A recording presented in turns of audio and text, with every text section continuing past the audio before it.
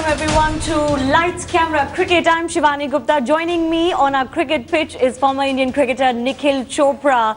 The second match of the day is just about finishing. We'll start on this double header with the first result of the day, where Hyderabad kept themselves in contention for a top 4 finish, beating Rajasthan by just 7 runs in a tight finish at the Brabourne Stadium. Put into bat, openers David Warner and Shikhar Dhawan got Hyderabad off to a flying start. Watson halted that onslaught, removing Warner in the 5th over.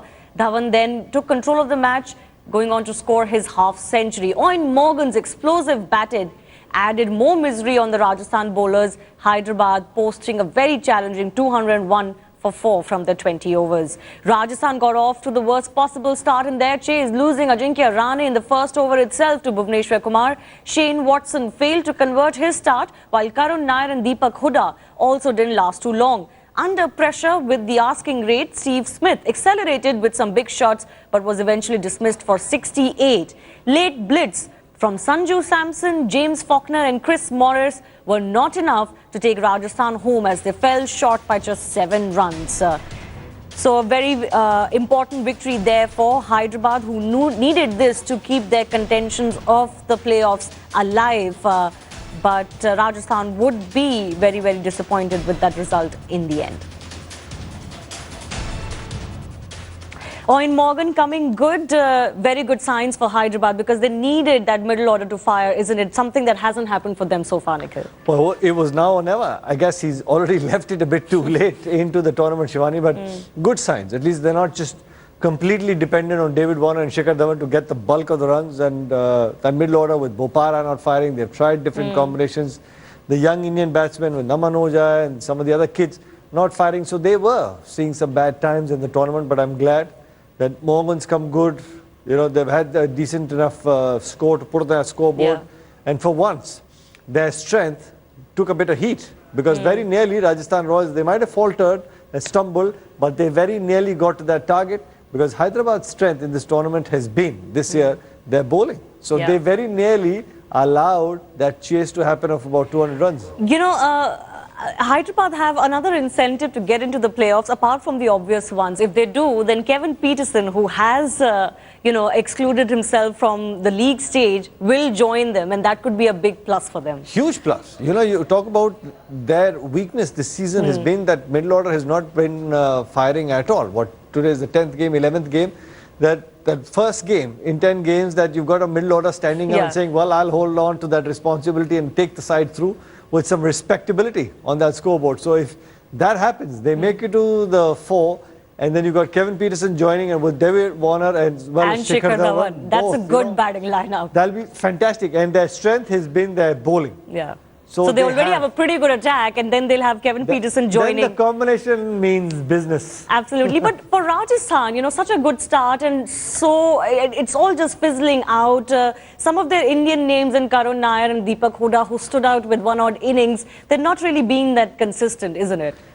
It's unfortunate, at least for that kid Hooda that we spoke about. He's got great amount of talent, you know, the power, muscles his way, can get boundaries, but it's all about getting there a little consistent. I'm not saying that being a match winner is the toughest job, being consistent, but at the end of the day, when you've got the opportunities in 10 games, 11 games, you can't just fire in one, Shivani. You need at least 3, 4, and those 3, 4 could be towards a winning cause, or the contributions got to be sizable enough. And what would your advice be for the batting order? They do shuffle it quite a bit. Sometimes we see Hooda coming in late. Sometimes, like today, he came in a little bit earlier. You have Faulkner, who's a pretty good finisher. You have Chris Morris, who showed he can be very destructive. And then holding back Sanju Samson today. Samson's got to be up there. You know, he's got a great head on his shoulders. He's got some fantastic shot, and he's not one of those guys who's only looking to muscle every single delivery. You know, he's a complete batsman. He needs time to build his innings. Absolutely. He's a complete batsman. He needs time. You give him, say, 7, 8 overs, he'll build you that innings, and he's got that firepower. When needed, he'll shift gears, and he'll get you those big shots as well. Faulkner, you've got to use, say, last 5 in the game, no matter what stage of the game we are, Faulkner's got to be inside. In the ring, he can go out there, muscle his way, the boundaries needed. But I guess if you keep these guys holding back too far, it's only going to hurt you, and that's exactly what's happened. All right, big result coming in for Kolkata as well, and it seems there's nothing that can change the slide for the Delhi Daredevils. Kolkata have beaten Delhi at the Eden Gardens by 13 runs. Another close finish, but not quite the same as the previous match. Electing to bat first, Kolkata had a great start, completing 60 runs in 8 overs itself. Zahir had scalped Gambhir, but twice dropped Uttapa, made the most of his chances with Manish Pandey. Piyush Chawla was promoted to number 4 and played a 19-ball, 22 runs cameo. Yusuf Pathan's 42 of 24 and Johan Botha scorching 17 of just 5 balls took Kolkata to a very good 171 for 7. In reply, Delhi had one of their best starts yet with Shreyas Iyer and new opener Manoj Tiwari, but perhaps a tad too slow. They put on a 50-run stand, but soon lost their wickets soon after. Piyush Chawla then took 2 more wickets in a single over to completely derail Delhi's chase, including a 3rd ball duck for Yuvraj. Once Dumini was sent back too, it looked all but over for Delhi. Chawla was clearly the player of the day with a cameo with the bat and then a 4-wicket haul as well. All right, Kolkata, another win for them in the bag. They're making quite a good comeback. But Delhi, nothing seems to be working for them. We have to talk about the fact that they had a pretty good start. Their bowlers did reasonably well as well. But just when you think they can win a match, something happens and it all goes all right. Shivani, what surprises me the most is those bizarre decisions that Delhi take. The second game of the season, the first game of the season, you had 5, 6 and 7 with Yuvraj, Dumini and Anjulu Matthews, and we're scratching your head saying, why are you match winners? Why are you giving them the opportunity, the best players, to bat for 20 overs? Today, when you're chasing 160, if you break down the game, it's no rocket science. I'll tell you that. I'm surprised that the support staff for Delhi. Why would Calcutta Knight Riders play the 4 spinners? Because there's going to be spin on the wicket? Fair enough. KKR win the toss, put 160 runs on board. Now, when you're looking to chase 160, where would you look to get the bulk of your score when you're playing the 4 spinners? Up front, right on top, the first 6. If you don't get runs in the first 6, you're making life more and more difficult for the guys sitting out in the dugout, because as soon as the ball starts getting older, Shivani, it's going to turn more. You had Sunil Narayan, Hogg, Chawla, Botha, life gets difficult. And then why would you want to send Kedar Yadav at 4 when you had something like a Yuvraj Singh? But what do you make of the new opening combination for Delhi?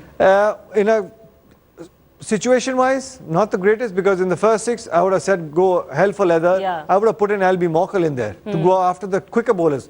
Because if you saw these 2 guys, no disrespect to any of our players, against the quicker bowlers with Russell and even Umesh Yadav, they were struggling. They were struggling to get boundaries. In the first 6, you needed runs on board to release the pressure in that middle order. Albie Mockle, when he got that 60 odd, 70 odd, very nearly won the very first game against Chennai. Unfortunately, he fell unwell, heat stroke.